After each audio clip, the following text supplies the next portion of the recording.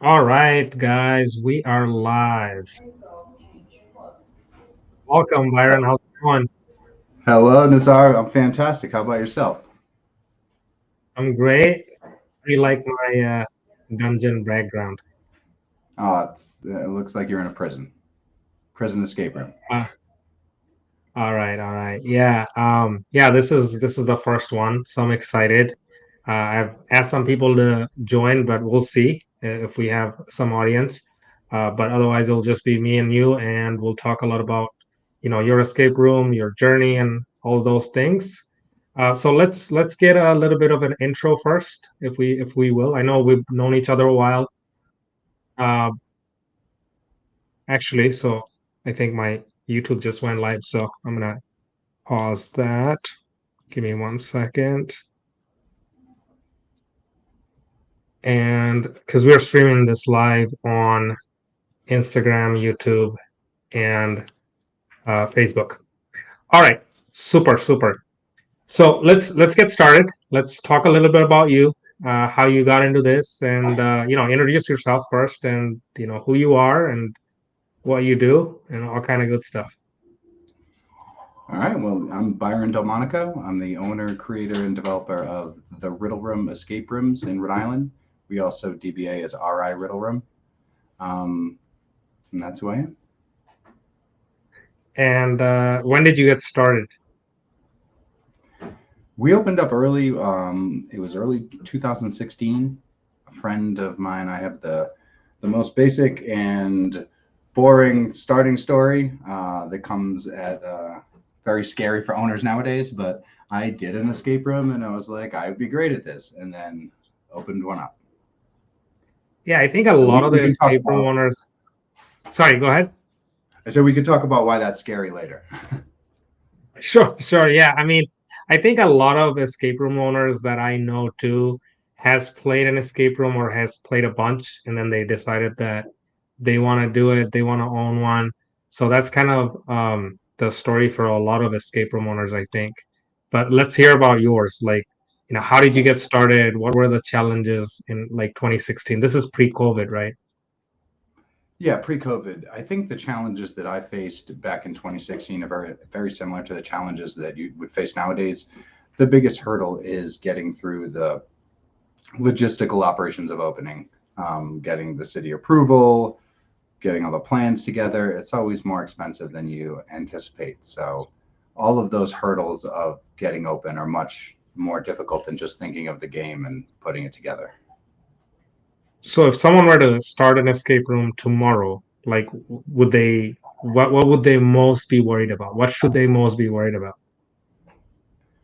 Um, I wouldn't plan on opening an escape room in a day. So planning, take your time, make Sure. sure you got your plan right, have all your ducks in a row because there's always more planning you can do. But the more research you do ahead of time, there's so many resources out there for the industry. So free resources, do your research. Right. Right. Let's talk a little bit about COVID, because I know that was a difficult time for a lot of escape rooms. So how did you navigate through COVID? What kind of challenges did you face? How did you, kind of struggle through that period? I mean, COVID was a nightmare like it was for everyone else for our business. The only thing that kept us going were grants and assistance we received from the government. If it wasn't for that, we wouldn't have been able to maintain our employee base and keep the business going. So during COVID, it was keep trying new things, see what sticks, and luckily we were just able to outlive it and adapt our business. Did you do anything different, like sell merchandise or gift cards or anything like that during that period?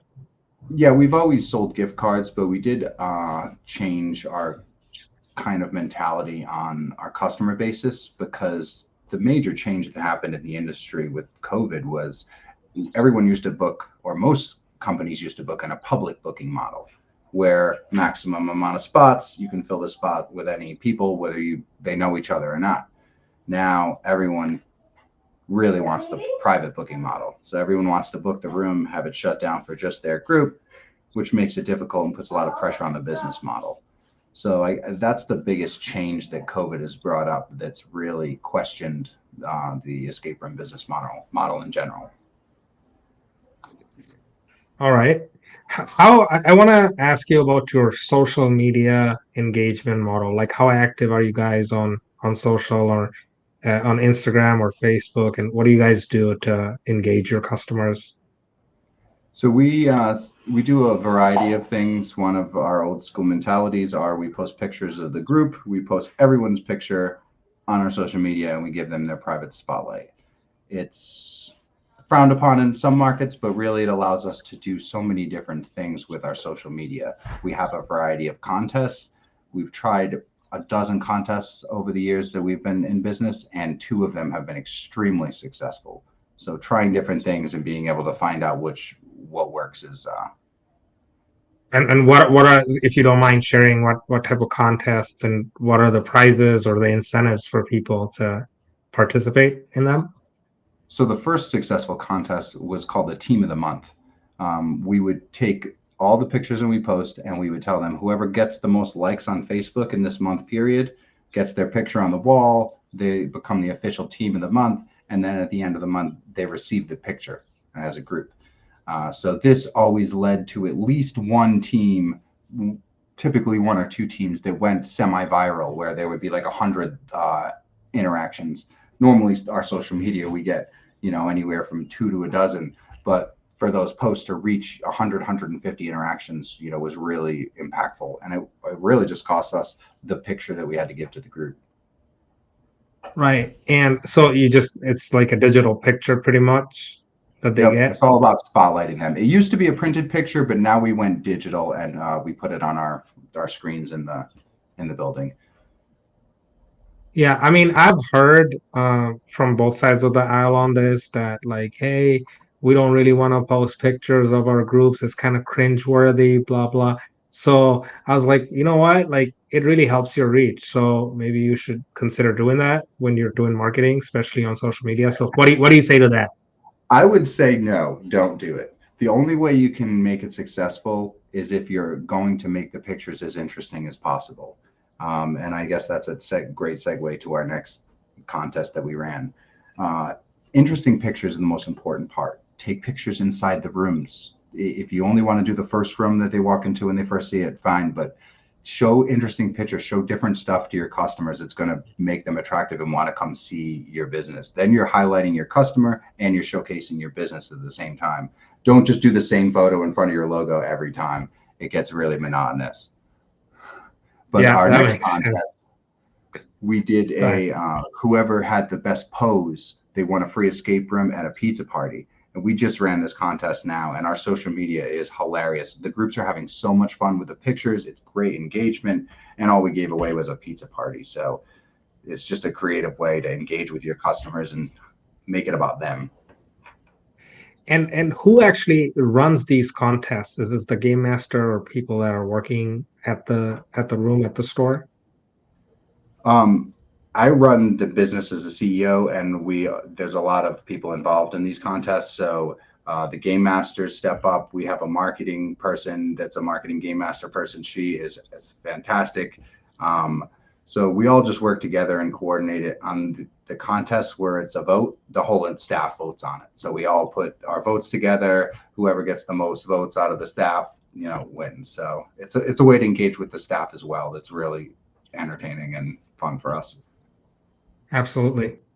And I'm curious, when you got started, did you run the rooms yourself or did you have staff when you started, or how did it evolve? Because I know you moved to a different state now and you're still managing the business. So, Yeah, when we first opened, it was myself and my business partner who we started the business together, old middle school friends, and we ran every single game every day.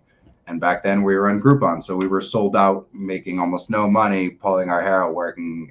It was great to expand the business, but uh, we quickly realized that we needed to expand. And within the second year we were open, we already brought on staff. And our first staff members were just fantastic. They stayed with us until the pandemic, and then unfortunately had to take other routes. But and we just started growing it. At one point, we had 15 employees spread out through two locations, and now we're down to about 13. That's great. I do want to touch base on the gift card piece. A lot of escape rooms I see don't put a lot of emphasis on gift cards because they want to sell the actual experiences. You've been in business for a while now, over 7, 8 years now. So what would you say the percentage of your revenue comes from gift card sales? I mean, it varies throughout the year. Obviously, this time of year, we're not getting almost any gift cards, but come holiday Yeah. season, it's a whole nother game worth of revenue. So why would you not take that revenue ahead of time? You hope they come back, and people say, well, like maybe they won't even come back. You hope they come back because then they'll love your experience and they'll buy another product and they'll come for more games. So it's really, if you don't offer gift cards, you're missing an entire revenue stream. And we even sell tickets after the game. So while the people are in the business, we'll give them the cheapest tickets they can ever purchase if they pay us right then. We're losing, it's the lowest we make per ticket, but it's guaranteed revenue. And that's another entire revenue stream. So you got to think on ways you can pull different revenue streams and then, rope your customers into wanting to be part of your brand. And I'm just curious, what percentage of gift cards actually get redeemed, you think? Percentages of gift cards that actually get redeemed. I mean, I'd have to look that up, but it's probably around the Is it like pretty high? 25. No, it's probably pretty low because a lot of grandparents buy them from their kids and they just get lost in a drawer or something. I mean, probably like 15 to 25%. I'd have to guess without looking at the numbers. Yeah, so that's potentially revenue that you don't really even have to like staff for or pay your utilities or Hmm. like your Talk to employees your because accountant.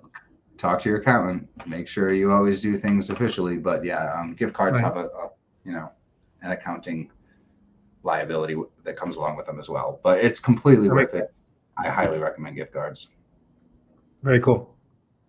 All right. Question about location. This one I got a lot. So this is a big one when someone's trying to open an escape room. What would you recommend in terms of a location? Somewhere where other escape rooms exist, or like what type of market or demographic, or just location specific ideas, maybe. The next time I go look for an escape room, I'm going to start with the municipality. Before I even look at the actual building or a possible building, I'm going to look at all the cities and I'm going to see who is friendly with businesses like this and who is working with this type of business and who is giving this type of businesses difficulty, because I don't want to move into a market where I'm going to have trouble with the fire marshal or the building inspector or any of them. You want to go to them first before you even go to anyone else. And then I would get a good real estate agent, have someone help you find a good spot, tell them what you need. They'll do the searching for you. They'll help you negotiate. Most people, I'm not great at negotiating, so I leave that to the professionals. I think that's a great point because I mean, most people that I know that own an escape room first go for the location itself, then the friendliness of the city or the municipality or folks that actually have to do with like That's how we did regulating. it. That's how we started, and I will vote against it. Yeah, exactly. So that makes your life a hell of a lot easier if you know what you're going to have to deal with once you get inside that building, because now you have to, you know, um, just comply with all these other, And codes you or don't want to try restrictions. to you don't want to try to get around code. It'll catch up with you. You gotta be honest with them and present your cases. Sometimes you're able to push back with your representation of the code. Maybe they're not applying the code appropriately, but you never want to try to get around the code and lie to the Right. officials. It'll just bite you later. And I remember when you started, you had two physical games. Is that correct? Our first location had 2 games, and we quickly realized that turning over those games so quickly to give the customers new experiences was a costly investment. So nowadays, the investment in escape rooms are so much more because of the evolution of the market that um, you really don't even want to turn over a game. You want to build a game and you want to build another game. Then you want to build another game because that first game that you have will still sell. Just maintain it, keep it good. It'll still sell. Keep adding products to your product line, and each game is going to make money.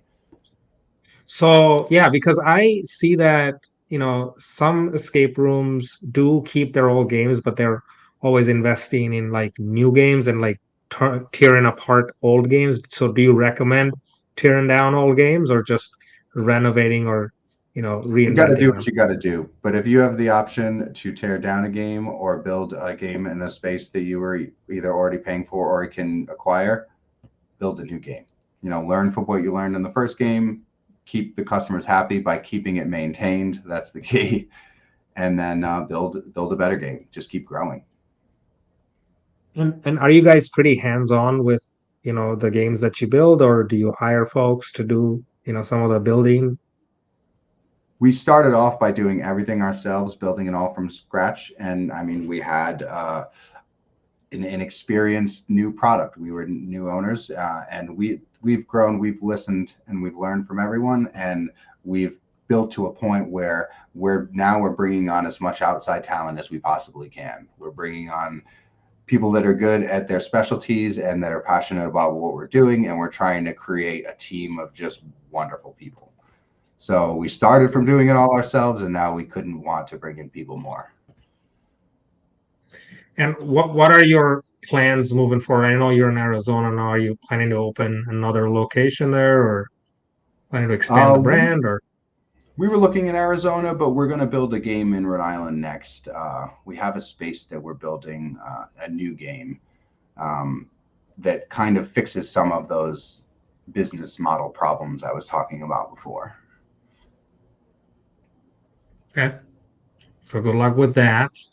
And what are some of the future trends in this industry you think that are coming up in the near term?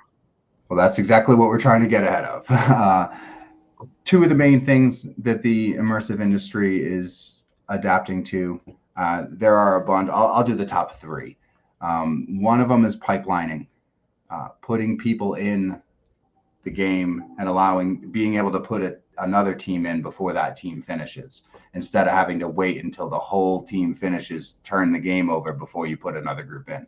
So if you can have a game that allows you to do that, either you run in and reset it, or the next stage is self-resetting technology. If you can design a good game that's fun, tactile, and entertaining, but resets itself, you don't have to run in, you can pipeline much quicker. So those are two trends that people are looking into. Another one that helps with customer experience is adaptive difficulty. Puzzles and games that change themselves based on how the player is doing. These can be run by game masters, triggered. They can be automated. There's lots of different ways that adaptive difficulty is being built in. But if you're looking into research for escape room trends, pipelining, self-resetting, and adaptive difficulty are probably the three hottest trends. Adaptive sounds really cool because then it just adapts to the customer's difficulty level or like what they're willing to, go through to enjoy the game and even come out winning, right?